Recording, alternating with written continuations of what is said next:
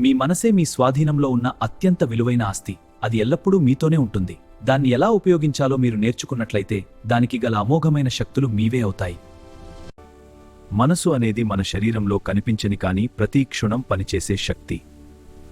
మనసు అనేది ఆలోచనలు, భావోద్వేగాలు, జ్ఞాపకాలు మరియు కోరికల సముదాయం. మన కళ్ళు చూస్తాయి, కానీ అర్థం చేసేది మనసు. మన చెవులు వింటాయి, కానీ స్పందించేది మనసు. మనసు అనేది ఆలోచనల ప్రవాహం. ఒక్కరోజు మనకు 62,000 సంఖ్యలో ఆలోచనలు వస్తాయి.